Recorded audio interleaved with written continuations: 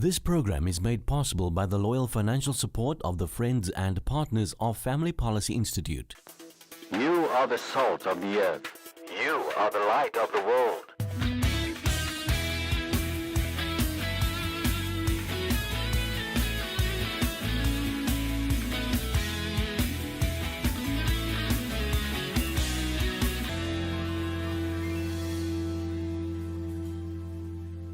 Good evening and welcome to Salt and Light. Thank you for joining us. Tonight we're going to be talking about politics, and in particular, the kind of political parties and movements that is going to be representing the people of South Africa and people of values.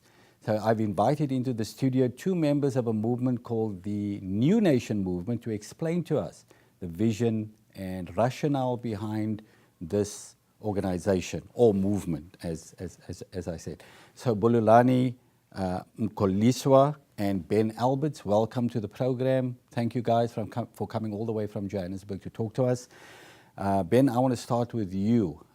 Maybe, viewers have heard this term New Nation Movement quite frequently on this show. Maybe you can give us a background of who the New Nation Movement is, how it started, and then maybe we can move on to Bulelani to explain the vision of the movement. Oh, thank you very much, Errol. We appreciate the opportunity. I think for me, maybe I should start by saying there's another leader that I respect a lot that says that if you have not been able to unite the people, it's probably because you have not found a big enough common enemy. And I think this is, for me, it's at the basis of this movement, because if we look at Africa and the challenges that we've got in South Africa, it's for the whole of Africa. And 2 years ago, I was attending the World Economic Congress, which was launched by Dr. Alexander Shisango.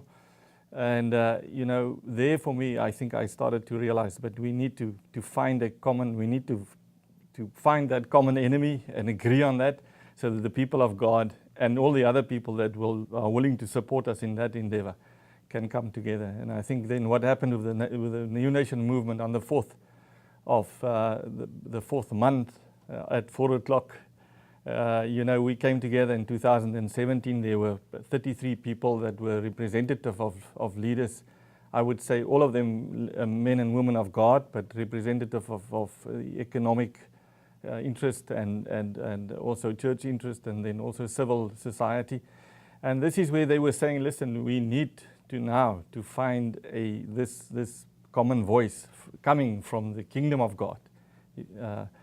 That at least gives direction now and cast a vision, and this is where the movement started, and from there we've been going, and it's been almost 2 years now.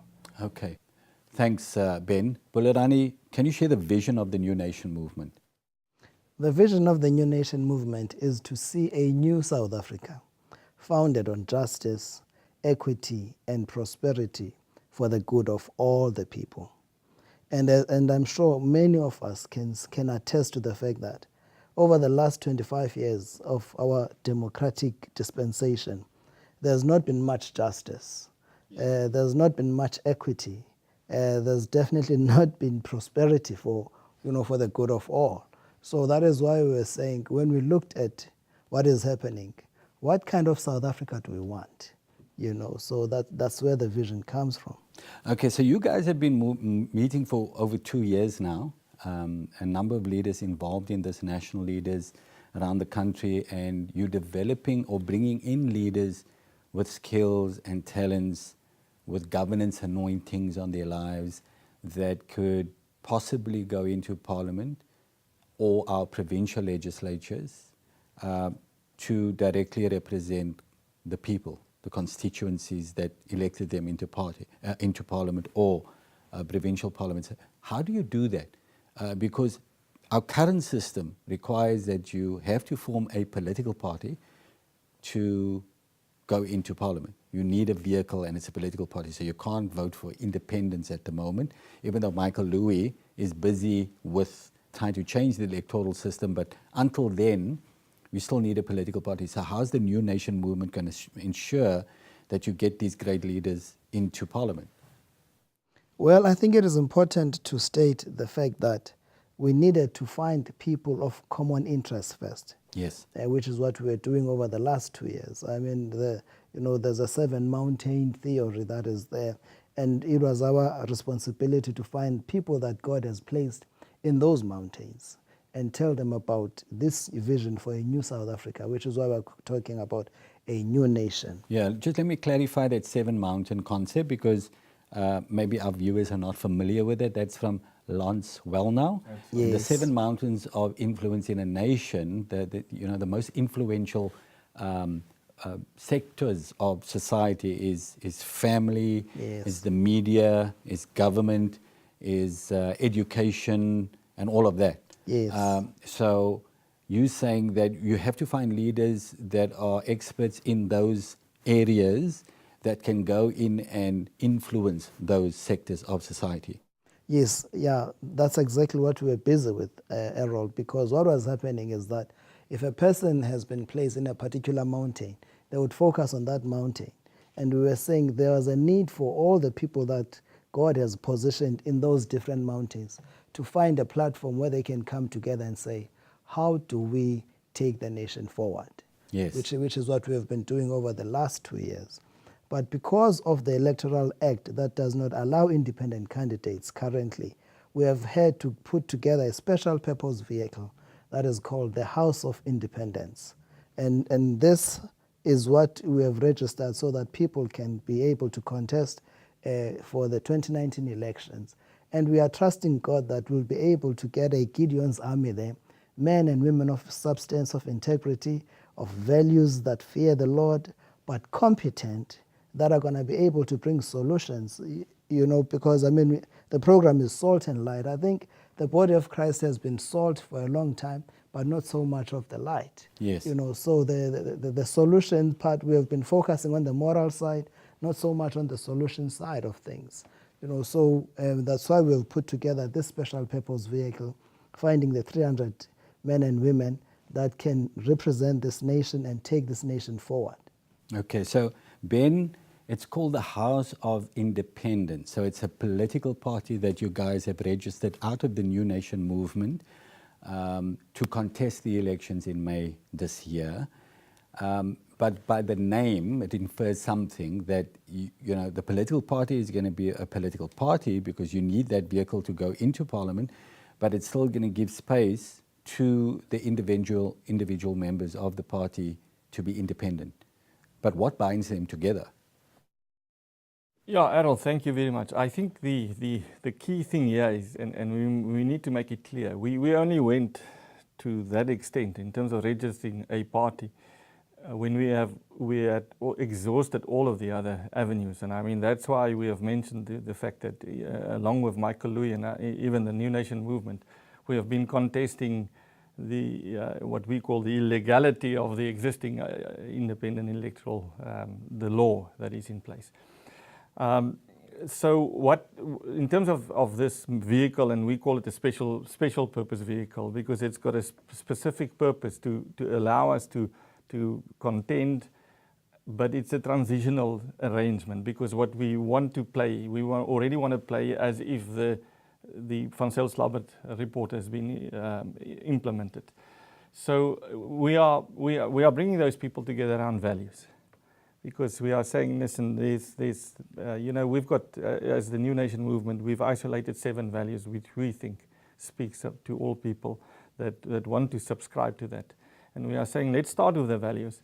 And then from there, then determine whether people have already been, we want to say, elevated by God. God has already positioned those people. They are already there. We have just gone around and assist in terms of activating them and say, listen, please, let's start thinking together. Let's start, understanding, discerning the mind of God, the mind of Christ, which is corporate. So that's where we are coming from. Would you be positioning this House of Independence, House of Independence, will you position it as a Christian party? It's a difficult thing, and I think the importance is for us to be able to communicate accurately where we are coming from. What we have been saying is we would like to position it as a kingdom initiative. Okay. And so that's the language that we've been using. And that's why we've gone out there. And I want to say this. It's not only political parties that have been dividing people. Denominationalism has also been dividing people. And in many ways, it's the same spirit. It divides us. Even though we've been serving the same God, it divided us. Even though the interest of the nation should be clear to everybody, it had divided us. So we are trying to set up this as a kingdom platform. We are saying we come from different places. But the one thing that we have seen everywhere is that God has prepared His people. They are there. They know, when you get them, they know exactly even what God has prepared. But they've been waiting for this clarion call to come together and say, this is where we are going. Okay, so all the people, all the leaders, the men and women in this movement, the New Nation movement, and the political party that has come out of it, the House of Independence, are you saying that what binds them together is this value system, this biblical value system? Yeah. Is that the binding agent, Bulelani? Well, without a doubt, because I think we have matured enough, even as a democracy and as a people, as a nation, to say that being tagged as a Christian is not sufficient. I think there are many people who have been hurt and wounded by people, business people, let alone politicians, who are calling themselves Christians.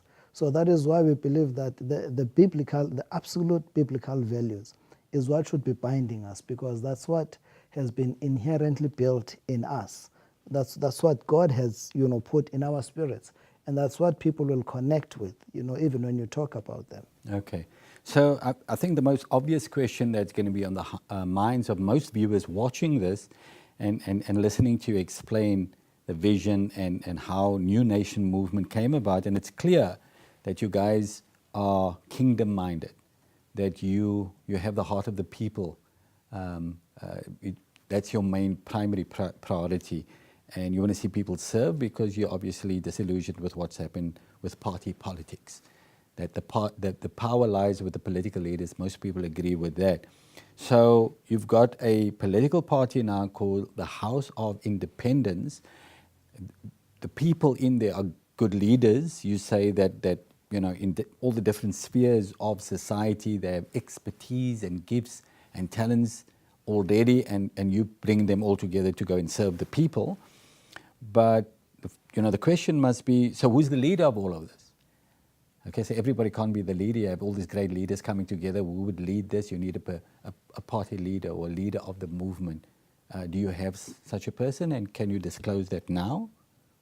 Well, I think that is very interesting, Errol, and it's very important, because if we are saying part of the issue that has brought the nation to where it is a top-down approach. We have been very deliberate to say we prefer, one, a bottom-up approach, but even not just a bottom-up approach, but that person must be a God-appointed person for the time.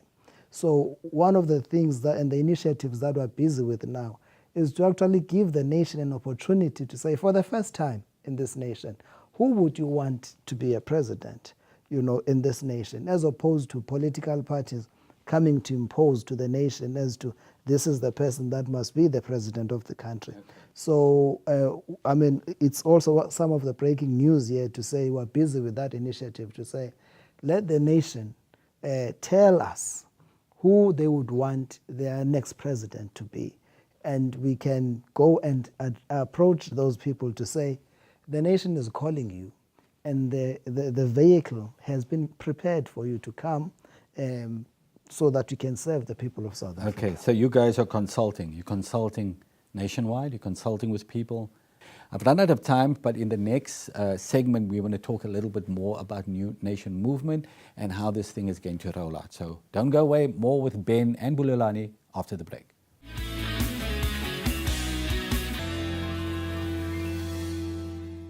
Welcome back to the program. My guest in the studio is Ben Alberts and Bulelani Mkohliswa, and they're from the New Nation movement. And guys, it's such a great privilege to have you here to talk about what you're doing in this nation to get power back to the people. So we're talking about the New Nation movement, and I've said in the first segment that I've heard about this movement all over the country. People are very excited about it. So what has been the response as you travel around the country and you consult with people, Bulelani? Well, the response has been overwhelming. because people are saying this is fresh, this is what is needed, an approach that is not only going to bring power back to the people, but that is going to honor God, So it has been good, but I must also say we are literally allowing ourselves to be led by the Lord. Okay. And that's good. Yes, I think it's important because even now we're blowing the trumpet, just like God said to Gideon, blow the trumpet. And about 32,000 responded to that trumpet. But the fact is that God was looking for only 300 out of the 32,000 that responded. So even us, we do not want to put ourselves in the place of God. All we're doing is we're allowing Him to lead us, and people are responding. And in fact, we believe that even in this show, there are people that are listening, and they are supposed to be part of the 300. And we are saying, please respond. Yes. That was my next question. Okay. Are you attracting quality leaders to the movement? We certainly are attracting quality and very good people to the movement. But we are also saying, because we do not want to be the player, the referee, and the judge, we are looking at, and we've approached a number of credible institutions to say, as soon as we have found these people, please assist us with the screening and the vetting process. Okay. So that this thing can be transparent. And even, the churches, for example, Intercessors for South Africa, we've requested them to be part of that group, unashamedly ethical. We are talking to them to say, please form part of the group that is going to be doing the screening and the vetting, because this is not for us, it's for the nation. And you did mention it's a kingdom initiative. It is. And so you're obviously trying to make this as wide as possible, pulling in different organizations so that everybody has a role to play to make sure you get the end result that you're looking for. Thanks, Bulelani. Ben, you've mentioned earlier on 7 values that is foundational to the New Nation movement. Can you explain what those values are? Yeah, I think, and this has been a whole road for us, because we were trying to distill values from the existing community, from South Africa, to say, listen, these things we really share. And I think the important thing is for us to be able to communicate to the kingdom citizens, which is denominational and trans. We needed to find language that describes those things accurately, because many times lots of these things are lost in translation because we simply don't know where we are coming. Yes. So we were looking at even church history, and we look at the 4 cardinal values that have been coming for in terms of the church for many years. C.S. Lewis wrote beautifully about those 4 cardinal values. That starts with fortitude, and then temperance, and then fairness, and then wisdom. And so we've repackaged that just in contemporary language, and it's available. People can go there. And then the last 3 is faith, hope, and love. I mean, those we are very familiar with. But I think those 4 initial ones, the cardinal values, are very important, because they speak to people even if they have not had met Christ. It's a foundational values that people that shares the DNA of God, says, but these things we can work with, And even if you go to business owners, they will attest to the fact that once you've found people with those things, you can work with them, and then the second part, the spiritual part can be added to that. So that's where we've been coming with. Okay. So Ben, you said that you're not going to go out as a Christian political party, the House of Independence that come out of the New Nation movement, but rather a value-based movement, value-based, where you can attract people that agree with the same values. So those values are biblical values. The way you communicate it, it's not going to be overtly Christian, but it's biblical values, and it's values that a large amount of people in South Africa can agree with, whether they're Christian or not, because it's good values. Like, for example, honest, clean, and transparent governance. Yep. God wants a honest, clean, and transparent government. It's a biblical value, and people across the board in South Africa will agree with that, whether they're Christian or not. Of course. Servant leadership, serving the people, not yourself. That comes from Jesus Christ. It's a biblical principle and value, but non-Christians will agree with that. Everybody will agree with that, especially in view of what is happening in our country, where leaders are just doing what is in their own self-interest, and we're seeing that in the Zondo Commission and all the other inquiries, that people are just grabbing for themselves, stealing, frauding, without a care for the people, and people are really suffering in this country as a result of that. So, so you're saying it's a value-based party, and you will attract people that share those values. And that's the message you're putting out there, that we are a value-based organization, and we want people to represent those values in Parliament and in provincial legislation. Am I summing this up? Because I've spoken to you Yeah, correct. off camera, Yeah. and this is what I understand it Yeah. to be. Yeah. So you're going to be attracting people from all over the country. So, and how do you put this list together of the people that's going to go into Parliament? Who goes in? So, for example, if you attract 300 leaders, men and women of great integrity, skills, talent, how do you decide who goes in first, who's second, who's third? How would you do that? Well, there are two major things that we have adopted. The first one is that we are proposing that instead of having a number 1 to number 300, we will put people in alphabetical order. Because when we have looked at the Act, we've actually realized that the Act is silent on this matter. As much as the normal practice is that the person who's the first on the list is the one that is regarded as the number 1. We're saying because that has been the bone of contention in many of the political parties, and we have tried to learn from the mistakes that other political parties have made, which is why we have adopted this approach of having people in their alphabetical order. But number 2, those people must be able to come together and say, for me, this is what we understand God to be saying. These are, this is the person that God has gifted in this area, so you must go, the person must gifted in this area, you must go and represent us, because you'll be able to do exploits when you get inside there. Okay, so you want the people, the voting public, the constituency, to determine who goes in. Yeah, Errol, if I may say, if there's a smoking gun in the party political system, then it's those party lists. Because what happens is all of the votes are gathered by this party, and then they decide on behalf of the people who's going to be put in what place. I mean, this is where there's total disconnect. So Yes. It becomes impossible then to hold those people accountable, even if they were coming from a constituency. So in terms of the movement, we've been saying we are non-partisan, we are constituency-based, we come from assemblies, from communities, and we want to assist and facilitate the process and help communities to identify those leaders, so that those leaders, even from the lowest level, can be sent to the decision-making frameworks that is already in place. Yeah. So that's the process that we have been going around. And I mean, that thing, in that remark, the existing framework has failed the nation absolutely. I know, and I've heard this over and over again, that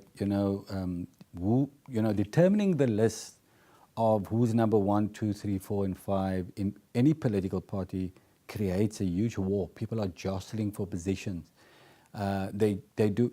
I've heard that in certain parties, people are paying and bribing leaders to get higher up on the list, just so that they can get a seat in Parliament or in a provincial legislature. So, and people are backstabbing.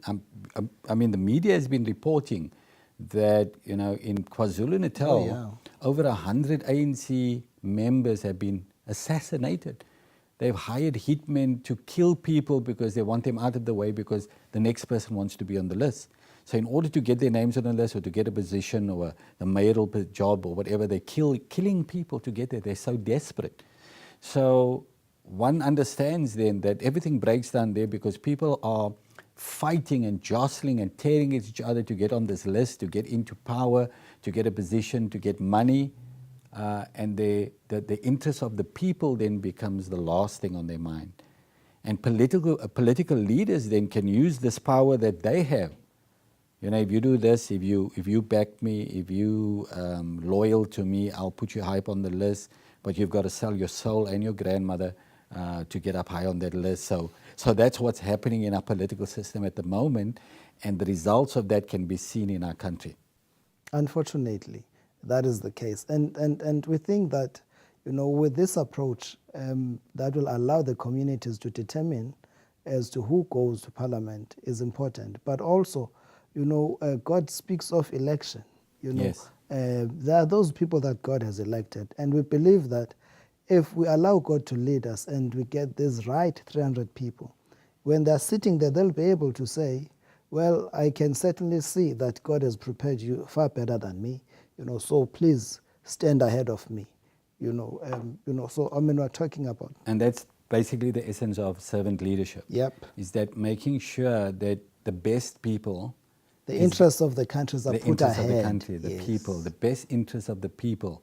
And I don't think we have currently, with our current makeup, political makeup, we don't have the best interests of the people, and that shows.